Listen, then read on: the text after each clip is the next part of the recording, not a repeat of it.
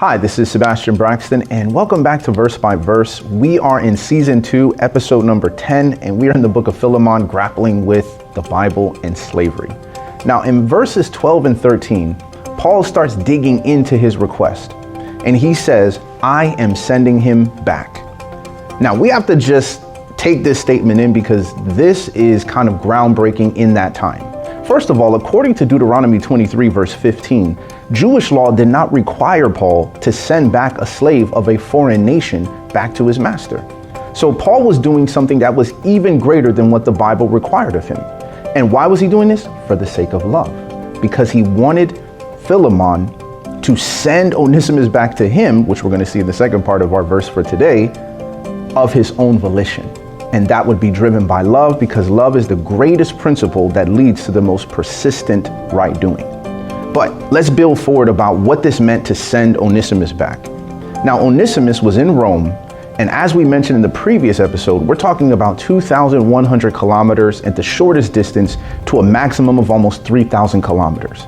Can you imagine that Onesimus is sitting on the road or in a caravan or traveling on a ship through the sea, and all he's thinking is, I'm going back, and in Roman law, a master who captured a slave who ran away could punish him severely, could condemn him to go work out on the plantation far away in really bad conditions, and he could even murder him. And Paul was saying, Onesimus, you have to confront this. In other words, he's saying you have to be willing to confront your past in order to secure your future.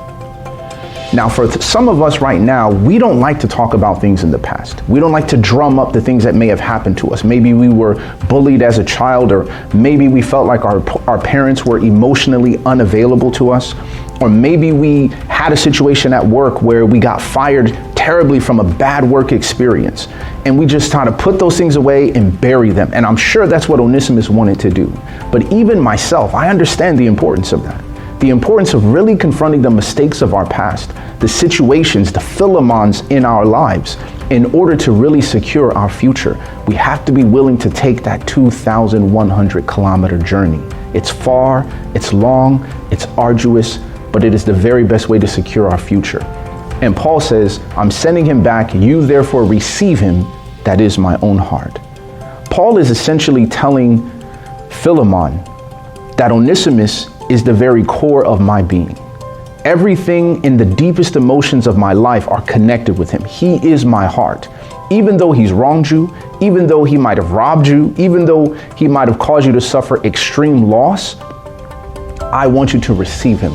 That is my own heart. However you treat Onesimus is exactly how you are treating me. And this is essentially what God is trying to drive home in the concept of forgiveness in the Bible. The idea that a person who wronged us, who hurt us, is the very heart of God. That God was willing to give his only begotten son to die for this individual, and how we treat and how we respond to this person. Even as they've gone through this transformation with the gospel, it doesn't erase the mistake. It doesn't make the pain go away. But Paul is saying, I'm appealing to you to receive him. That is my own heart. And he says, whom I wish to keep with me, that he might minister to me in my chains on your behalf. So Paul is saying, I know, Philemon, you would have come to help me, but I would have kept Onesimus once I realized he was your former slave and that he ran away with you. But you know what? I wanted to keep him with me to minister to me on your behalf, but I didn't want to do that. Why? We're going to find out on the very next episode of Verse by Verse.